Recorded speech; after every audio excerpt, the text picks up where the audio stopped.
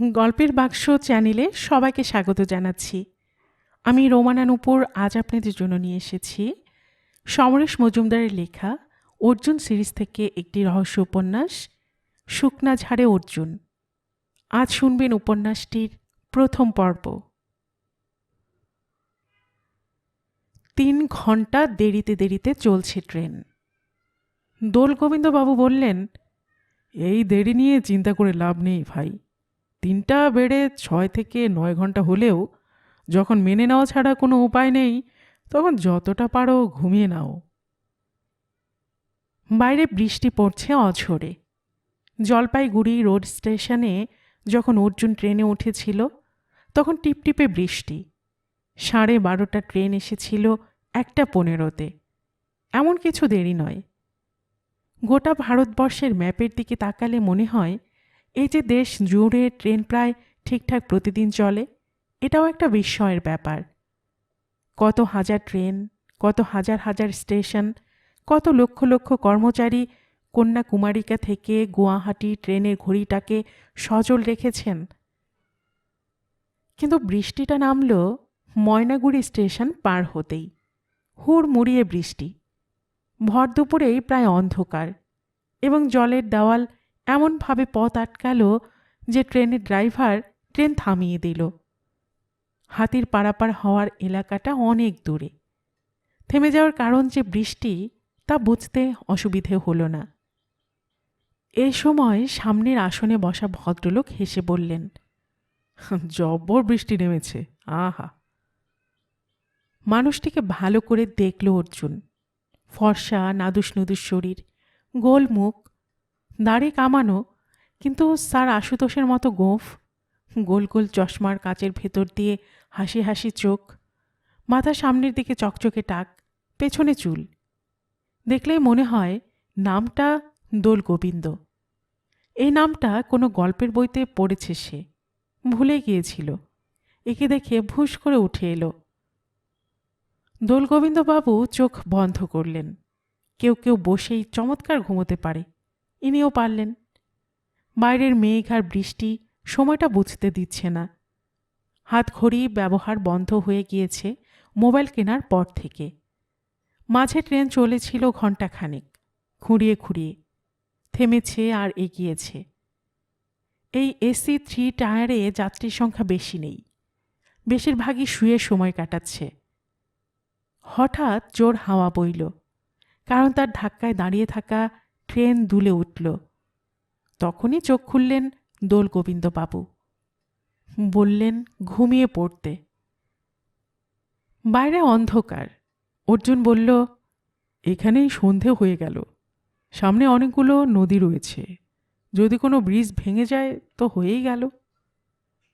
দোলগোবিন্দ হাসলেন, তুমি কি হে, ভবিষ্যৎ নিয়ে এত ভাবছ কেন? যদি এই হয়, যদি ওই হয়, হারে বর্তমান নিয়ে একটু ভাবো। তাহলে তো বৃষ্টির শব্দ শোনা ছাড়া কিছু করার নেই। একেই জানলার কাঁচ খসা, তার উপর বাইরের পৃথিবীটা অন্ধকারে ডুবে আছে। অর্জুন বলল, কিন্তু দেখো, এই দুর্যোগেও তোমার জামা প্যান্ট ভেজেনি, জলের তরে তুমি ভেসে যাচ্ছ না। বাইরের অনেক মানুষ কিন্তু এই মুহূর্তে তোমার মতো নিরাপদে নেই। আমি তো এই জন্য এতক্ষণ ভগবানকে ধন্যবাদ দিচ্ছিলাম। দোলগোবিন্দবাবু বললেন, আপনি কি এই লাইনে প্রায়ই যাতায়াত করেন? অর্জুন জিজ্ঞাসা করল। হ্যাঁ ভাই, রেলে চাকরি করতাম। অবসর নেওয়ার পর একটা পাস দেওয়া হয়েছে আমাকে। ভারতীয় রেলে যেখানে ইচ্ছে যেতে পারি, ভালো না লাগলেই তাই বেরিয়ে পড়ি। দোলগোবিন্দবাবু হাসলেন, কোথাও যাওয়ার প্ল্যান করে বের হই না, ট্রেনে 2-3 দিন কাটিয়ে বাড়ি ফিরে যাই, বেশ চেঞ্জ হয়। অর্জুন অবাক হয়ে মানুষটিকে দেখল। প্রয়োজন ছাড়াই ইনি ট্রেনে চেপে ঘুরে বেড়ান। তারপরে মনে হলো সব মানুষের প্রয়োজনের চেহারা একরকম নাও হতে পারে। একটি বিশেষ জায়গায় থাকতে থাকতে যদি এর একঘেয়েমি লাগতে শুরু করে, তাহলে সেটা দূর করার প্রয়োজনে উনি ট্রেনে চেপে বৈচিত্র্য আনতেই পারেন। আপনি কি সেভাবে এখন সফর করছেন? অর্জুন জিজ্ঞাসা করল। সফর? বাহ, এই শব্দটা বাঙালিরা সাধারণত ব্যবহার করে না। মাথা নাড়লেন দোলগোবিন্দ। ধরে নিতে পারো সেরকমই। প্রতিবার যখন যাই তখন কত মানুষের সঙ্গে আলাপ হয়। একবার এক কুখ্যাত খুনির সহযাত্রী ছিলাম। কি ভালো ব্যবহার! পুলিশ যখন ট্রেনে উঠে তাকে গ্রেফতার করলো তখন জানতে পারলাম সে খুনি। এই যে তোমার সঙ্গে আলাপ হলো, এটাও তো পাওয়া। দোলগোবিন্দবাবু তার ঝোলা থেকে একটা কাজু বাদামের প্যাকেট বের করে এগিয়ে ধরলেন। খাও। না না, থাক। ও, তাও তো বটে। অপরিচিত সহযাত্রীর দেওয়া খাবার খেতে রেল থেকে নিষেধ করেছে। কত লোক সর্বশান্ত হয়ে গেল এভাবে। প্যাকেট খুলে একটা বাদাম মুখে দিয়ে চিবিয়ে বললেন, এবার তুমি স্বচ্ছন্দে খেতে পারো। অর্জুন হেসে হাত বাড়ালো। দিন। তুমি কি করো হে? কাজু চিবোতে চিবোতে জিজ্ঞাসা করলেন দোলগোবিন্দবাবু। সত্য সন্ধান, অর্জুন জবাব দিল। Good good, very good. মাথা দোলালেন দোলগোবিন্দবাবু। আমার একটা শখ আছে, বলবো? বলেই ফেলি, আমি মিথ্যে সন্ধান করি।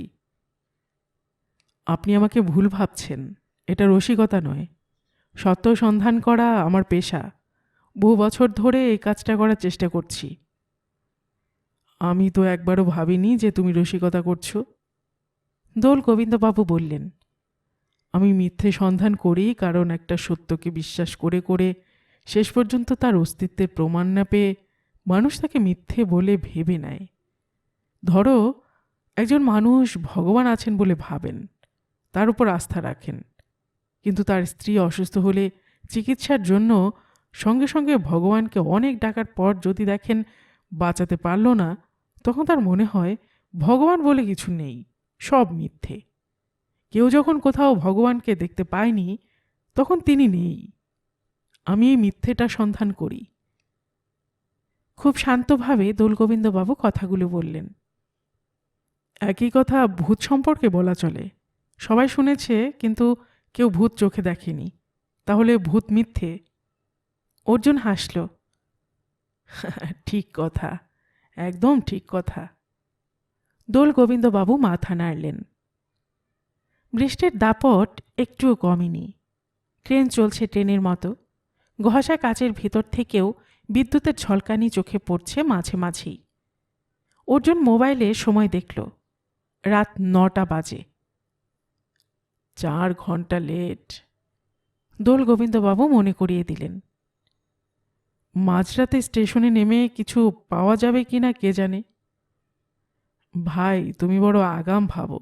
যখন যা ঘটবে আজ সেই মতো চলবে। তা তুমি নিশ্চয়ই এই অঞ্চলে এর আগেও এসেছ? না, এই প্রথম আসছি। হে, প্রথম দেখার চমকটাই বৃষ্টির জন্য পেলে না। কদিন থাকবে? সেটা নির্ভর করছে পরিস্থিতির ওপর। কাজ শেষ হলেই ফিরে যাব। বেশ, আমি আর একটু ঘুমিয়ে নিই। দোলগোবিন্দবাবু আবার চোখ বন্ধ করলেন। বসে বসেই প্রায় তৎক্ষণাৎ তার ঘুম এসে গেল। অর্জুন উঠল। এসি কামরা দরজা ঠেলে ট্রেনের দরজার কাছে এসে দেখল সেখানে কেউ নেই। দরজা দুটো খোলা, জলে ভেসে যাচ্ছে মেঝে। সে একটা দরজা বন্ধ করল। ট্রেন এখন কোন এলাকায় তা বোঝা যাচ্ছে না। কাউকে জিজ্ঞাসা করে জেনে নেওয়ার সুযোগ নেই। এখন ট্রেন চলছে। বিদ্যুৎ চমকালো, বাজ পড়ল কোথাও। সেই সঙ্গে চকিত আলোয় শুধু ভেজা গাছের জঙ্গল চোখে পড়ল। ট্রেন থামল যে স্টেশনে, সেখানে কোনো যাত্রী নেই, কুলির হাঁকাহাঁকিও নেই। ঝাপসা আলোয় স্টেশনের নাম পড়ল অর্জুন। এখান থেকে শুকনা ঝাড় কত দূরে কে জানে। দ্বিতীয় দরজা বন্ধ করল সে। ট্রেন দাঁড়িয়ে রয়েছে। শুকনা ঝাড়ে তার পৌঁছানোর কথা ছিল সন্ধ্যের মুখে। তাকে নিয়ে যেতে লোক পাঠাবেন মঙ্গল বড়ুয়া। কাল রাতেও শেষ কথা হয়েছিল। আজ সকাল থেকে যতবার মোবাইলে ধরতে চেয়েছে ততবারই অর্জুন শুনেছে আউট অফ রিচ। এটা হয় যখন টাওয়ার কাজ করে না। মঙ্গল বড়ুয়া নিশ্চয়ই তাকে আসতে বলে কোনো জায়গায় চলে যাবেন না যেখানে মোবাইল কাজ করে না। অর্জুন ফিরে এলো নিজের জায়গায়। দোল গোবিন্দবাবু এখনো ঘুমোচ্ছেন। সে ডাকল, একটু শুনবেন? কান খোলা আছে ভাই। আমরা নসিবগুড়ি স্টেশনে দাঁড়িয়ে আছি। এখান থেকে শুকনা ঝাড় স্টেশনের দূরত্ব কতটা হবে আন্দাজ করতে পারেন? আপনি নিশ্চয়ই এদিকে এসেছেন। মেরে দিয়েছ ভাই, ঠিক চললে আর আধ ঘন্টা। চোখ খুললেন ভদ্রলোক। তাই বলো, তুমি শুকনা ঝাড়ে নামবে? ওখানকার স্টেশন মাস্টার রাত বিরেতে ঘরের বাইরে যেতে চায় না। ভীতু বললে কম বলা হয়। স্বস্তি পেল অর্জুন। যাক, আপনি চেনেন দেখছি। এই শুকনা ঝাড়ের এক ভদ্রলোক, এককালে জমিদার, মঙ্গল বড়ুয়ার নাম শুনেছেন? এই স্টেশনের বাইরে কখনো যায়নি, নাম শুনবো কি করে? রেলের কেউ হলে বলো, এক কথায় বলে দিতে পারবো। মাথা নাড়ল অর্জুন। এটাই স্বাভাবিক। সে জিজ্ঞাসা করল, আপনার এবারের গন্তব্য কত দূরে? রাত 11টায় পৌঁছাতাম বড় স্টেশন, তাই কিছু খেয়ে নিয়ে ফার্স্ট ক্লাস ওয়েটিং রুমে গিয়ে ঘুমিয়ে পড়তাম। সকালে উঠে চা খেয়ে ফেরা ট্রেন ধরতাম। কিন্তু আজ যা অবস্থা দেখছি, ভোরের আগে ওখানে হয়তো পৌঁছাবো। সঙ্গে যে কাজু বাদাম আছে তাই দিয়ে ডিনার সারতে হবে। দোল গোবিন্দবাবু বললেন, একটা অনুরোধ করব? অবশ্যই। আমার নাম অর্জুন। আপনি যদি শুকনাঝাড় স্টেশনের স্টেশন মাস্টারের সঙ্গে আমার পরিচয় করে দেন, তাহলে আমাকে কেউ নিতে না এলেও বিপদে পড়ব না। কিভাবে? থাকবে কোথায়? ওখানে তো কোনো ওয়েটিং রুম নেই। একটু ভাবলেন দোলগোবিন্দবাবু। আচ্ছা দেখি, রাতটা যদি অফিস ঘরেই কাটাতে দেয়।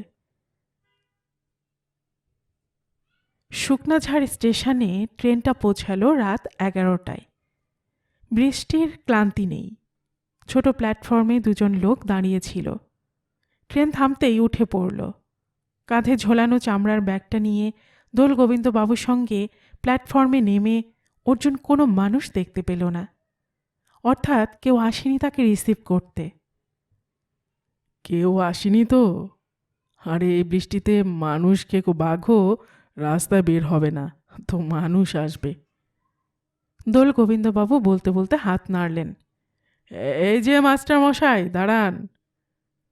অর্জুন দেখল একটা লোক গার্ডের সঙ্গে কিছু কথা বলে দৌড়ে একমাত্র অফিস ঘরের ভেতরে ঢুকে গেল। ওরা দুজন সেদিকে পা বাড়ালে ট্রেন দুলে উঠে চলা শুরু করল। অর্জুন চেঁচিয়ে বলল, এই রে, তাড়াতাড়ি ট্রেনে উঠুন, ছেড়ে দিয়েছে। দোল গোবিন্দবাবু হাসলেন। দিগ্গে, আমি তো ট্রেনে বসে ঢুলতাম আর সকালে ট্রেন ধরে ফিরে আসতাম, তা এখান থেকেই সেই ট্রেন ধরব। আপনার জিনিসপত্র? এই ছোলা ছাড়া কিছু নেওয়ার দরকার পড়ে না তো। ট্রেন বেরিয়ে গেল। বিদ্যুৎ চমকালো এবং প্রচণ্ড শব্দে মেঘ ডাকল। আহা, এ একেবারে প্রলয়, প্রলয় বলে মনে হচ্ছে, কি বলো? অর্জুন লক্ষ্য করল প্ল্যাটফর্মের আলোগুলো বেশ বিবর্ণ। ট্রেন চলে যেতে কিরকম গাছ ছমছমে পরিবেশ তৈরি হয়ে গিয়েছে। অফিস ঘরে দরজা ভেতর থেকে বন্ধ। দোল গোবিন্দবাবু গলা তুললেন, ওহে মাস্টার, দরজা খোলো। কোনো সাড়া না পেয়ে তিনি আরও জোরে ডাকলেন, মাস্টার, আমায় দেখলেই চিনতে পারবে, দরজা খোলো। তবু কোনো প্রতিক্রিয়া না হওয়াতে ধাক্কা দিলেন জোরে। আরে আমরা দুজন আছি, ভূত নই। ভূতেরা দুজনে কোথাও যায় না, খোলো খোলো। কে? কে? ভেতর থেকে একটি শীর্ণ কণ্ঠ ভেসে এলো, আমি রিটায়ার্ড রেলওয়ে এমপ্লয়ি, কোনো ভয় নেই, দরজা খোলো। খুব সন্তর্পণে দরজা ফাঁক করল স্টেশন মাস্টার। ভেতরে চেন লাগানো আছে যাতে বাইরের লোক জোর করে ঢুকতে না পারে। দুটো কুতকুতে চোখ খানিকটা সময় জরিপ করে বলল, আপনারা আপনারা কি ট্রেন থেকে নেমেছেন? আচ্ছা ভিতুর ডিম, আমাকে আগে কখনো দেখেননি? দোল গোবিন্দবাবু খেঁকিয়ে উঠলেন। হ্যাঁ দেখেছি। আচ্ছা আচ্ছা। এবার দরজা খুলে স্টেশন মাস্টার বলল, কিছু মনে করবেন না, আমার উপর অর্ডার আছে রাত 10টার পর দরজা না খুলতে। ভেতরে ঢুকে পড়ল ওরা। চারধারে রেলের যাবতীয় জিনিসপত্র আলমারিতে ঠাসা। একটা টিকিট কাউন্টার আছে যেটা এখন বন্ধ। ওপাশে একটা ক্যাম্প খাটে বিছানা পাতা, তার উপরে স্টোভ, ঝুড়িতে সবজি, থালা বাসন। দোলগোবিন্দবাবু জিজ্ঞাসা করলেন, খাওয়া দাওয়া নিশ্চয় হয়ে গেছে? হ্যাঁ, রাত তো অনেক হয়ে গেছে। খাই তো ভাতে ভাত। স্টেশন মাস্টার বলল, তাই এখন অমৃত বলে মনে হবে। কি বলো অর্জুনবাবু? অর্জুন কি বলবে বুঝতে পারছিল না। একটার বেশি চেয়ার নেই? দোলগোবিন্দবাবু বিরক্ত। এখানে তো দু একজন লোক কখনোই বসার জন্য আসে না। স্টেশন মাস্টার বিব্রত। অর্জুন এক পা এগিয়ে গেল। আপনি তো এই স্টেশনে কিছুদিন ধরে কাজ করছেন, শুকনাঝাড়ে লোকজনদের নিশ্চয়ই চেনেন। না, আমি এই স্টেশনের বাইরে যাই না। সে কি, রান্নার মাছ, সবজি, চাল, ডাল কিনতে বাজারে যেতে হয় না? না, বিল্টু আসে সকালে, ক্যাজুয়াল এমপ্লয়ি, স্টেশন পরিষ্কার করে, আমার জল বাজার এনে দেয়, বিকেলে আর আসে না। শুকনাঝাড় নিশ্চয়ই বড় শহর নয়, এখানকার মানুষ স্টেশনে বেড়াতে এসে আপনার সঙ্গে কথা বলেন না? বিকেলের পর কেউ আসে না, দিনের বেলায় দু চারজন আসে, যাদের কেউ না কেউ ট্রেনে চেপে কোথাও যাবে। টিকিট কাউন্টারের ওপারে দাঁড়িয়ে কথা বলে, হাত দেখতে পাই, মুখ দেখার সুযোগ থাকে না। স্টেশন মাস্টার খুব বিরক্ত হয়ে উঠছিলেন। শেষ পর্যন্ত জিজ্ঞাসা করলেন, এত রাতে আপনারা ঠিক কি চান বলুন তো? দোলগোবিন্দবাবু বললেন, দুজনের চাওয়া দুই রকম। এই শুকনাঝাড়ে একজন ভদ্রলোক থাকেন যার নাম মঙ্গল বড়ুয়া। অর্জুন তার বাড়িতে আমন্ত্রিত, সেখানেও যেতে চাইছে। দ্বিতীয় চাওয়াটা আমার, বাকি রাতটা আপনার এখানে থাকতে চাই। সর্বনাশ! বেশ জোরে শব্দটা উচ্চারণ করলেন স্টেশন মাস্টার। এখানে শোয়ার কোনো ব্যবস্থা নেই, আর মঙ্গল বড়ুয়ার বাড়িতে পৌঁছে দেওয়ার ক্ষমতা আমার নেই। থাকলেও এই ভয়ঙ্কর দুর্যোগে আমি বের হতে পারি না। আপনার ইচ্ছে করলে বাইরের প্ল্যাটফর্মে বসতে পারেন, মাথার উপর শেড আছে, আমি একটা শতরঞ্জি দিচ্ছি, বা চাইলে এই চেয়ারটায় পালা করে বসুন, আমার সঙ্গে আর কথা বলবেন না। তবে হ্যাঁ, কেউ ডাকলে বা শব্দ করলে দয়া করে দরজা খুলবেন না। ঠিক করুন কি করবেন। অর্জুন হেসে ফেলল। আচ্ছা, আপনি এত ভয় পাচ্ছেন কেন? কাদের জন্য? তেনাদের? মানে অপদেবতাদের? আহ, নাম বলবেন না। অর্জুন দোলগোবিন্দবাবুকে বলল, আপনি তো মিথ্যে সন্ধানী, অনুসন্ধানের ক্ষেত্র পেয়ে গিয়েছেন, কাজ শুরু করুন। এই সময় বাইরে মানুষের কণ্ঠস্বর শোনা গেল। তারপর বন্ধ দরজার ওপাশ থেকে ডাক ভেসে এলো, মাস্টার, ও মাস্টার! সঙ্গে সঙ্গে স্টেশন মাস্টার ঠোঁটে আঙুল চাপলেন, মাথা নেড়ে বুঝিয়ে দিলেন শব্দ না করতে। দ্বিতীয় গলা ডাকতে লাগল। দরজায় শব্দ হলো। অর্জুন ফিসফিসিয়ে জিজ্ঞাসা করল, কে ওরা? গলা আরও নামিয়ে স্টেশন মাস্টার বললেন, বুঝতে পারছেন না? তেনারা তেনারা। ধ্যাত! অর্জুন হেসে ফেলল। আশ্চর্য, এত রাতে এই দুর্যোগে আর কে আসবে? ও মাস্টার, ঘুমিয়ে পড়লেন নাকি? সন্ধ্যের ট্রেন কি চলে গেছে? আজ একজনের আসার কথা ওই ট্রেনে, বৃষ্টিতে ট্রেনের আওয়াজ শোনা যায়নি। মাস্টার! অর্জুন সোজা দরজার কাছে চলে গিয়ে ওটা খুলল। দুটো মাঝবয়সী মানুষ একেবারে কাক ভেজা হয়ে দাঁড়িয়ে আছে। একজনের কাছে টর্চ। আপনাদের কে পাঠিয়েছে? বড়বাবু। তার নাম কি? দ্বিতীয়জন বলল, শ্রীযুক্ত মঙ্গলময় বড়ুয়া। স্বস্তির শ্বাস ফেলল অর্জুন। সন্ধেবেলায় ট্রেন আসার কথা, আপনারা মাঝরাতে খোঁজ নিতে এলেন কেন? কি করে আসবো, যা তুফান শুরু হয়েছে, পথে হাঁটাই যাচ্ছে না। তার উপর শ্মশানের পাশের খালটা এখন ভয়ঙ্কর নদী হয়ে সাঁকো উড়িয়ে দিয়ে চলে গেছে। এবার আসতে না পেরে ফিরে গিয়েছিলাম। বড়বাবু খুব রাগারাগি করলেন বলে আবার বের হলাম। প্রথমবারেই ছাতি ভেঙে গিয়েছিল, এবার তাই ভিজতে ভিজতে খালের জল সাঁতরে পার হয়ে এলাম। প্রথম লোকটি বলল। দোলগোবিন্দবাবু মন দিয়ে শুনছিলেন। বললেন, খালের জল সাঁতরে এলে তবু টর্চটা ঠিক জ্বলছে কি করে, হ্যাঁ? দ্বিতীয় লোকটি জবাব দিল, বাঁ হাতে টর্চ উপরে তুলে ধরে ডান হাতে সাঁতার কেটেছি। উফ, কি ভয়ঙ্কর! কিন্তু বাবু, ট্রেন কি চলে গেছে? এবার স্টেশন মাস্টার জবাব দিলেন পেছন থেকে, হ্যাঁ, এরাই ওই ট্রেনে এসেছেন। প্রথমজন ঝুঁকে দেখল, তারপর বলল, কিন্তু বড়বাবু বললেন একজন আসবেন। দোলগোবিন্দবাবু হাসলেন, আপনারা একজনকেই নিয়ে যান, ইনি অর্জুন বাবু। আমি আপনাদের মঙ্গলময় বাবুর বাড়িতে আমন্ত্রিত নই। অর্জুন ঘুরে দাঁড়ালো, এ কি কথা? এখানে তো থাকার জায়গা নেই। আপনি আমার সঙ্গে চলুন, বাকি রাত একটু ঘুমিয়ে সকালে ট্রেন ধরবেন। স্টেশন মাস্টার বলে উঠলেন, সেই ভালো, আপনারা চলে গেলেই আমি শুয়ে পড়ব। বেশ, যখন বলছো, আমার আপত্তি নেই। শয়নং যত্র তত্র। দোলগোবিন্দবাবু বললেন। বৃষ্টি একটু ধরেছে, কিন্তু ফোঁটা ফোঁটা পড়েই চলেছে। প্রথমজন জিজ্ঞাসা করল, বাবুরা, আপনারা সাঁতার জানেন তো? আমি রেলে চাকরি করতাম, জাহাজে নয়, সাঁতারের প্রয়োজন হতো না। খুব বিরক্ত হয়ে দোলগোবিন্দবাবু কথাগুলো বলা মাত্র পেছনের দরজা বন্ধ হয়ে গেল। তিনি একই গলায় মন্তব্য করলেন, লোকটি অতিশয় অভদ্র।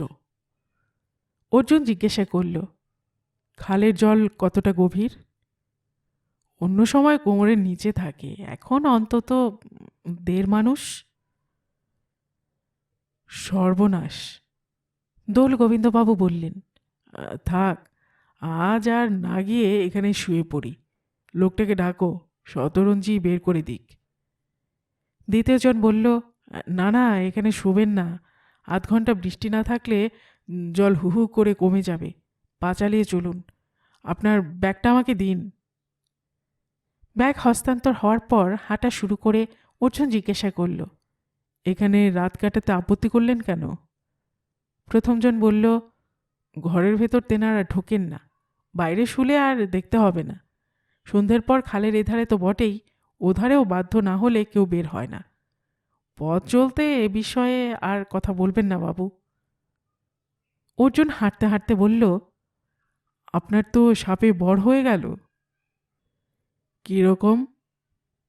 গবেষণায় রসদ পেয়ে গেছেন, মিথ্যে সন্ধান শুরু করুন।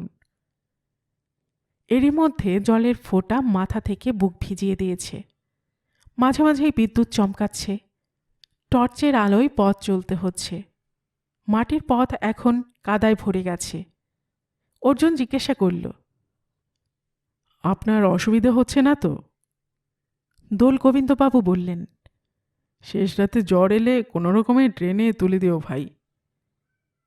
আচমকা কানের পর্দা ফাটিয়ে মেঘ ডাকল। কাছেই কোথাও মাছ পড়ল।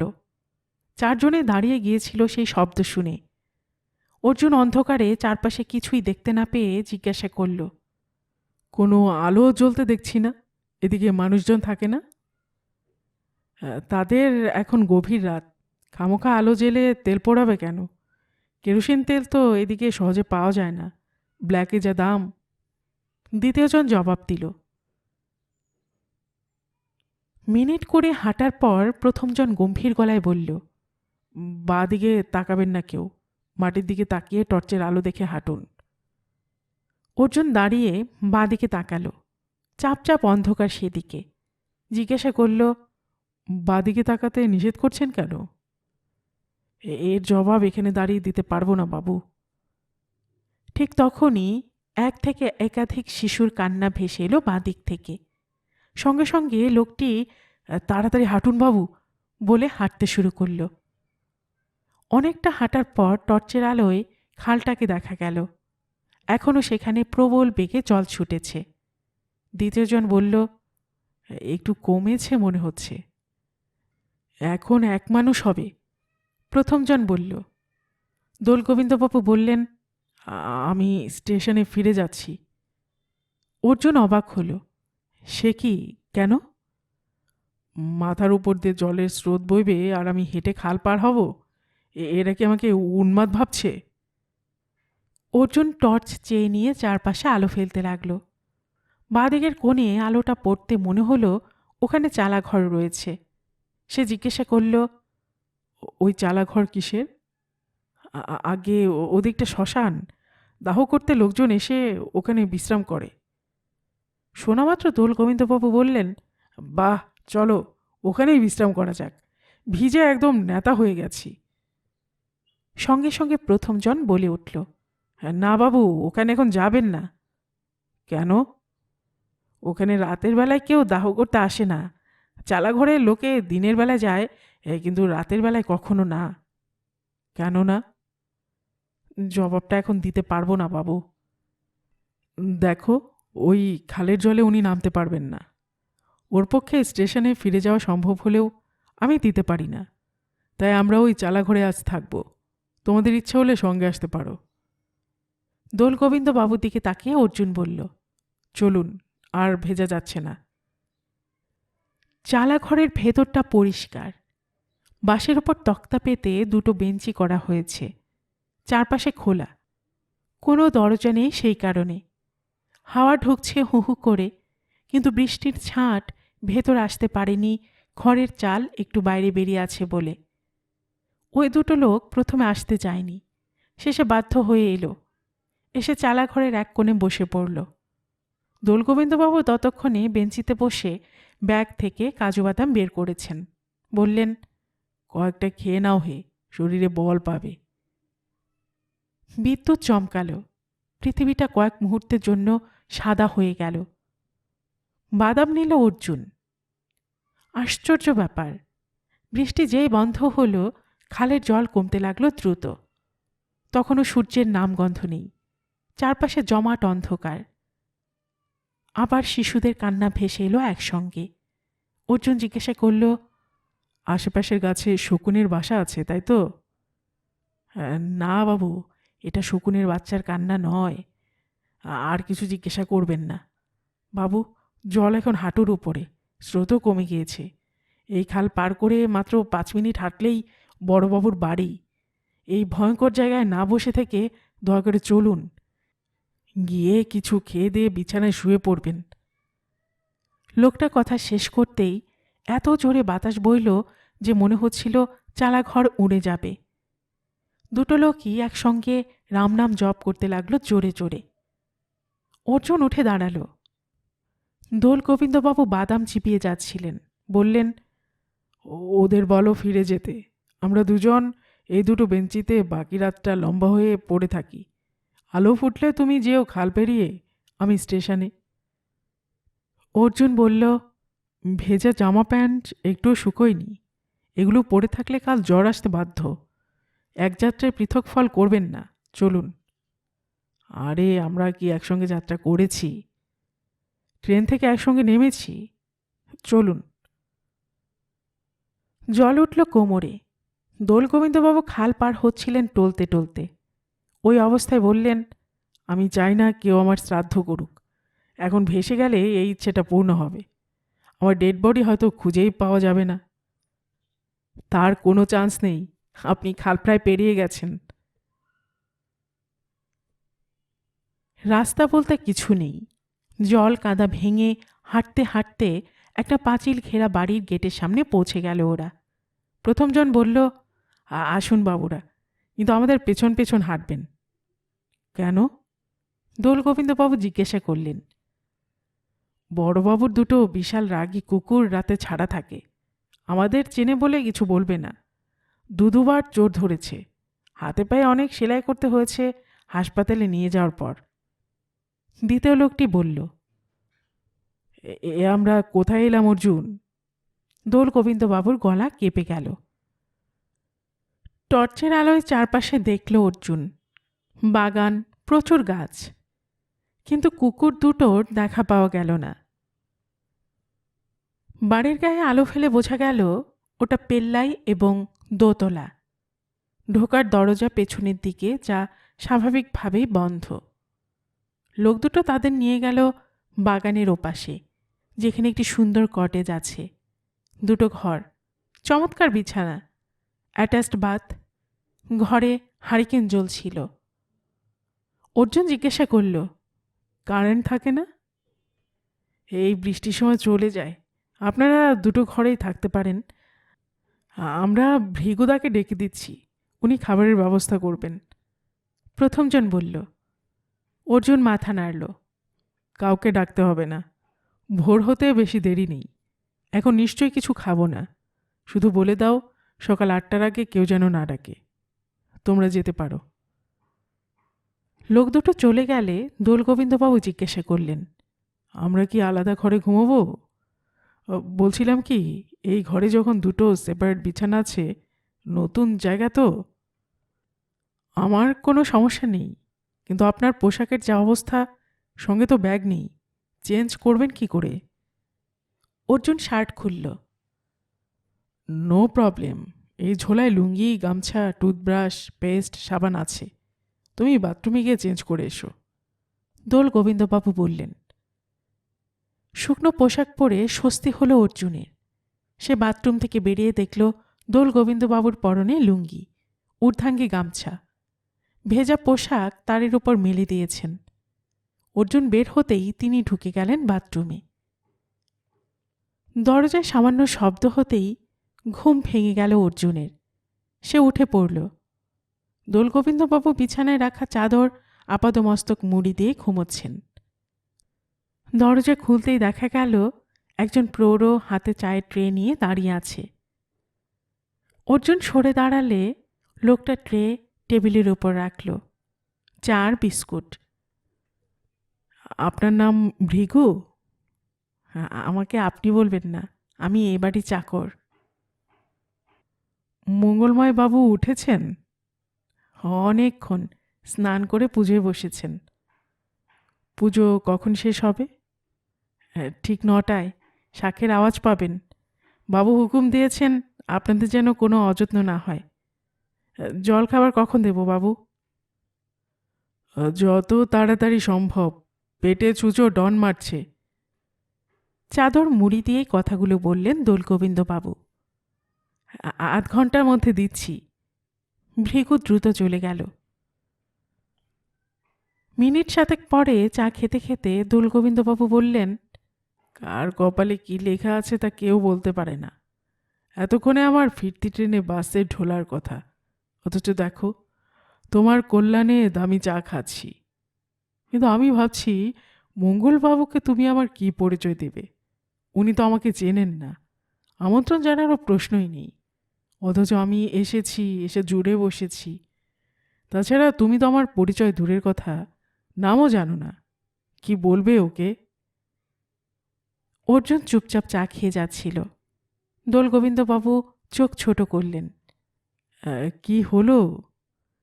অর্জুন বলল, আপনি রেলে চাকরি করতেন, একটু উপরের দিকে চাকরি। On promotion. মাথা নাড়লেন দোলগোবিন্দবাবু। অবসর নিয়েছেন বেশ কয়েক বছর আগে। আমার বলা কথা আমাকেই শোনাচ্ছ হে। আমার বিশ্বাস হয় আপনি অবিবাহিত, নয় বিপত্নিক। মায়ের কাছে প্রতিজ্ঞা করেছিলাম, বোনেদের বিয়ে না দিয়ে নিজে বিয়ে করব না। ছোট বোনটার বিয়ে দিলাম যখন, তখন আমি 43। তারপর আর বিয়ে করে কি হবে, করলাম না। মা কিছু বলেননি? স্কোপ পাননি। তার আগেই একটা আঙুল দিয়ে ওপরটা দেখালেন তিনি।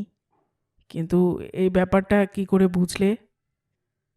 আপনি যে জীবনযাপন করছেন তা কোনো স্ত্রী অ্যালাউ করবে না, তাই মনে হলো হয় তিনি নেই, নয় কখনো আসেননি।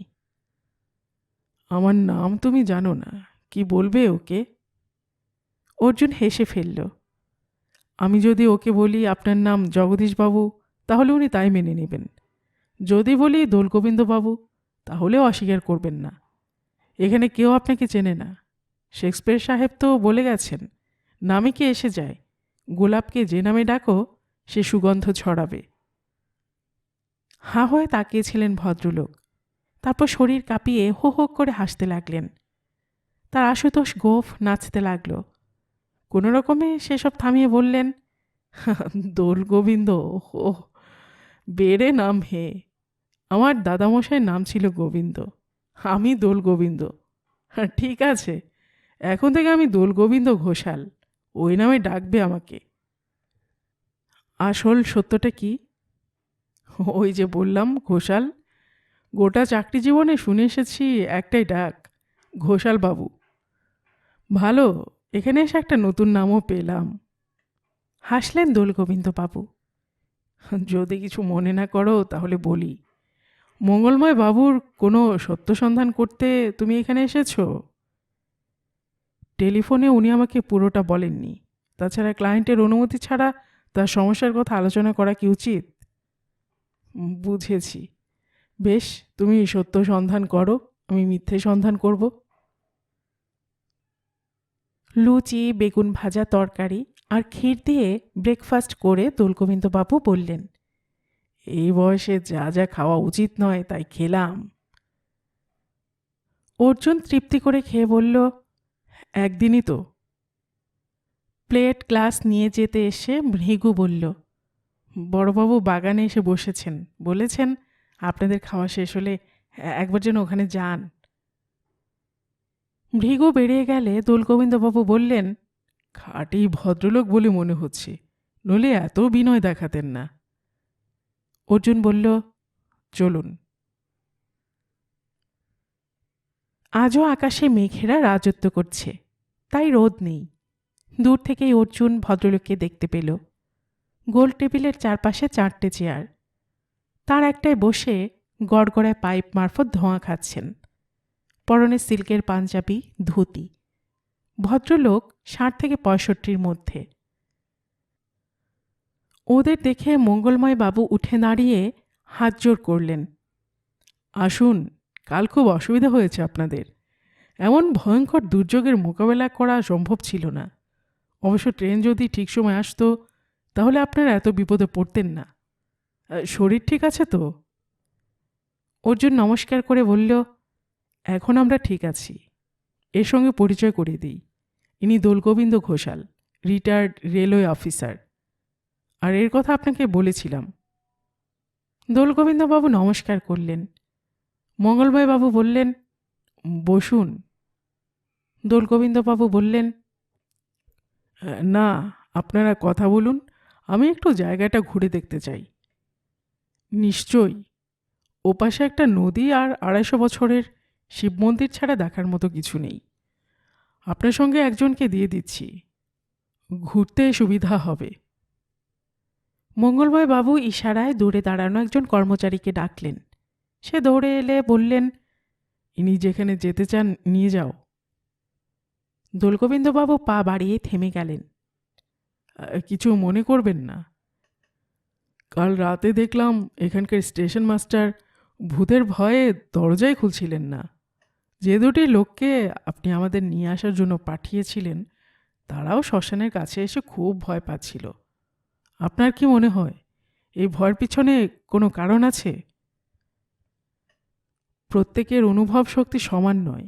আমি ঈশ্বরকে মানি, নিয়মিত তার পুজো করি, অথচ অনেক মানুষ মনে করেন ঈশ্বর নেই। এই গ্রামের অধিকাংশ মানুষ মনে করে প্রেতাত্মা আছে। শ্মশানের কাছে গেলে তারা তা অনুভব করে। হয়তো স্টেশন মাস্টারের সেই অনুভব ক্ষমতা একটু বেশি। আবার ওসব কিছু নেই বলে অনেকে উড়িয়ে দেন। এ নিয়ে সিদ্ধান্তে আসা উচিত নয়। মঙ্গলময় বললেন। মাথা নাড়লেন দোলগোবিন্দবাবু। তারপর মঙ্গলময় বাবুর কর্মচারীকে বললেন, চলো ভাই। ওরা চোখের আড়ালে চলে গেলে মঙ্গলময় বাবু বললেন, আপনার ওয়েবসাইটে যে ছবি দেখেছি সামনাসামনি অনেক কম বয়স মনে হচ্ছে। অর্জুন সরাসরি কথা বলল, বলুন, আমি কি করতে পারি? যে কথা বলতে চাই তা বলবো কি না তাই নিয়ে নিজেরই দ্বন্দ্ব আছে। তার উপর আপনি বয়সে তরুণ। আপনাকে আমি টেলিফোনে বলেছিলাম আমার অস্তিত্ব বিপন্ন। ঠিক কথা। চোখ বন্ধ করলেন মঙ্গলময় বাবু। তারপর বললেন, যেহেতু আপনি সত্য সন্ধানী, এটাই আপনার পেশা, নিশ্চয়ই পেশাদারদের মতো ক্লায়েন্টের গোপনীয়তা রাখবেন। আপনি এই ব্যাপারে দুশ্চিন্তা করবেন না। অর্জুন ওর সমস্যা আন্দাজ করতে পারছিল না। ভদ্রলোক কথা বলার জন্য বাড়ির ভেতরে কোনো ঘরে নিয়ে যাননি। নিজে তার জন্য অপেক্ষা করছিলেন এই বাগানের নির্জনতায়। এখানে ওর কথা কোনো তৃতীয় ব্যক্তির কানে পৌঁছবে না। মঙ্গলময় বাবু বললেন, আমি অবশ্যই বিবাহিত, 2টি সন্তানের পিতা, 2টি কন্যা। বিয়ে দিয়েছি, অনেক বছর হয়ে গেল। দুজনের সংসার বিদেশে। আমার স্ত্রী অসুস্থ, মানসিক রোগী। না, সাধারণত যাদের পাগল বলা হয়, আমার স্ত্রী তাদের দলে পড়ে না। তার কোনো স্মরণশক্তি নেই, এমনকি নিজের মেয়েদের নামও তার মনে নেই। তারা সামনে এলে সে চিনতে পারে না। ইদানিং তার ধারণা হয়েছে যে বয়স বেড়ে যাওয়ায় চেহারা খারাপ হয়ে যাচ্ছে, তাই সারাক্ষণ আয়নার সামনে বসে সাজগোজ করে, স্নান করতে যায় মুখে পাউডার বুলিয়ে। ডাক্তার কি বলছেন? অর্জুন জিজ্ঞাসা করল। কাউন্সেলিংয়ের জন্য ওকে গুয়াহাটিতে নিয়ে গিয়েছি। কলকাতায় গিয়ে সাইকিয়াট্রিস্ট দেখিয়েছি।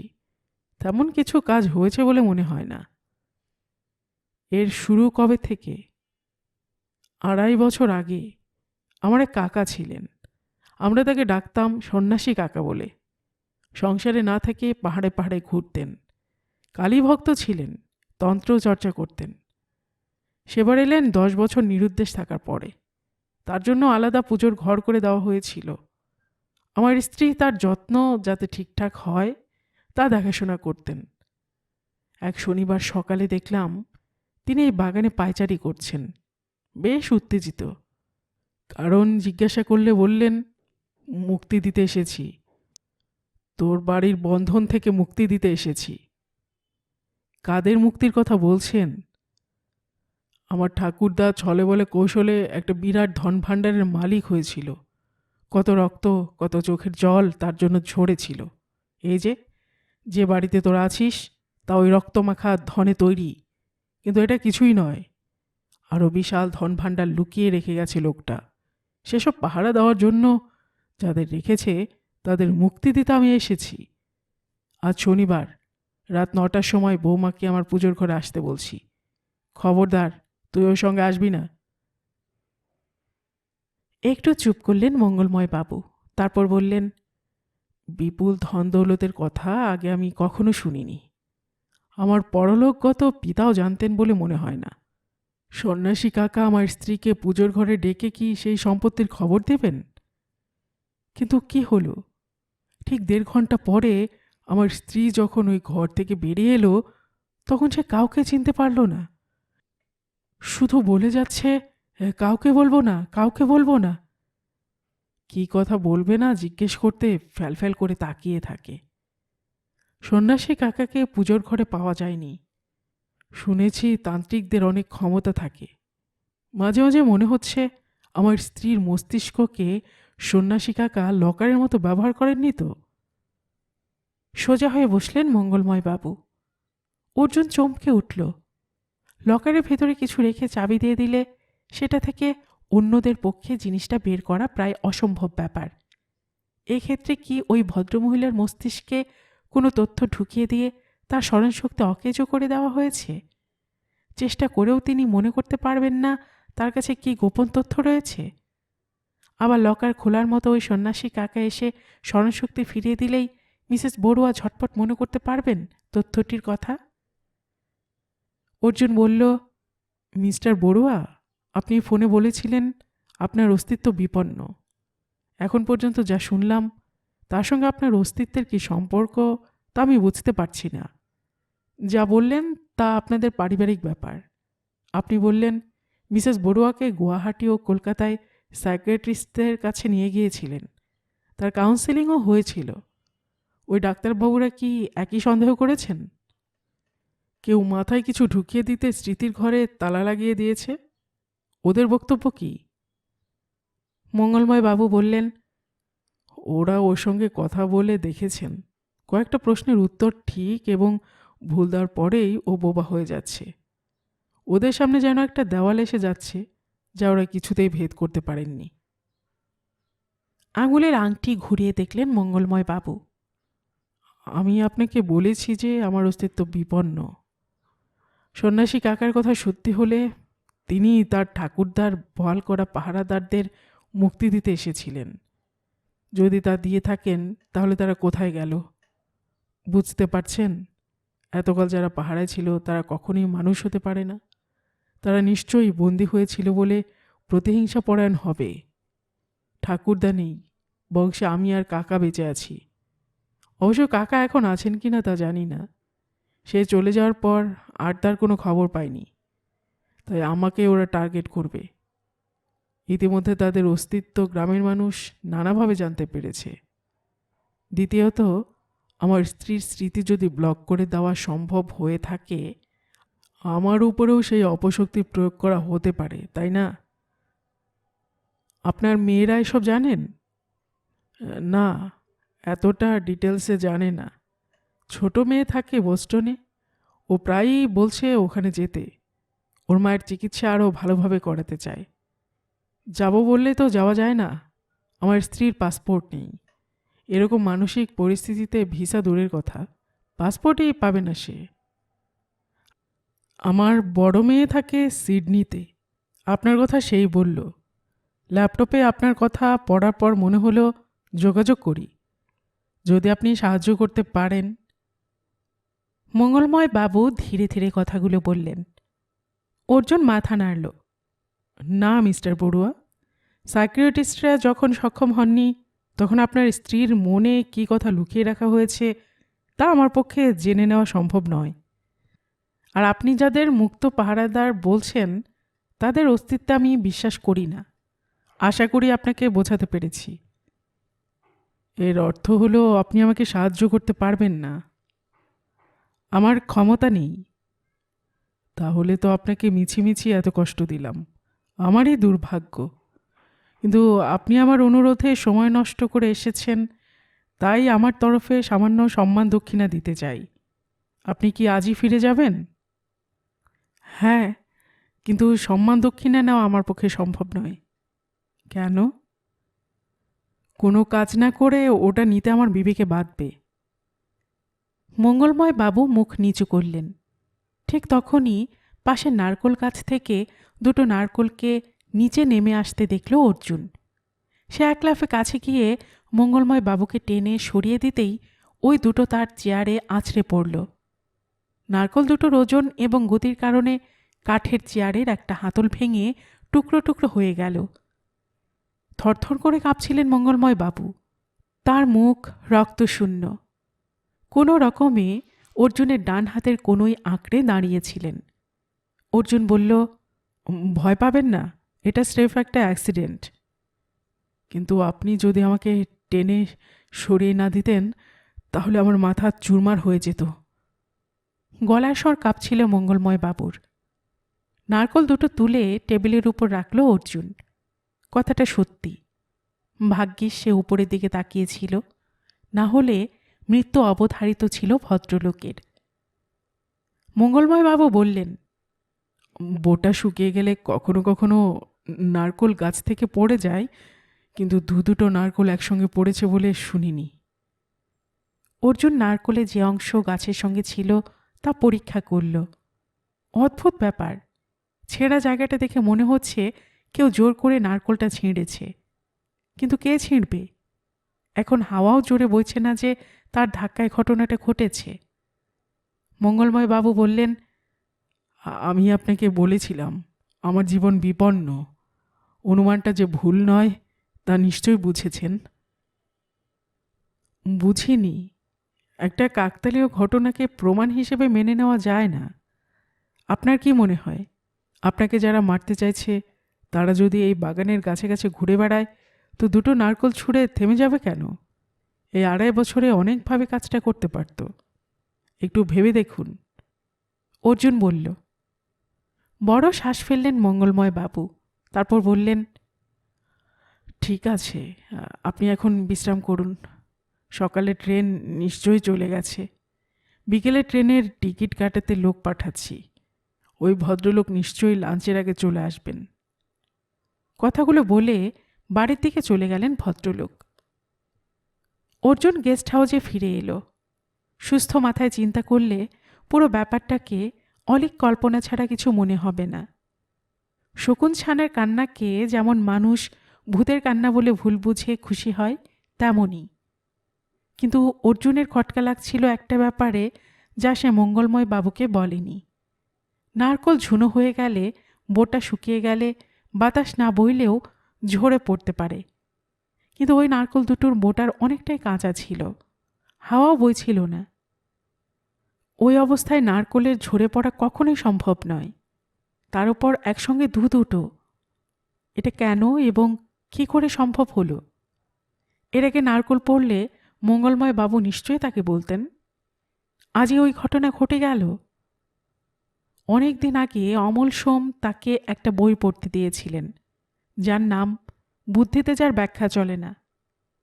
এটাকে সেরকম ভাবাই ভালো।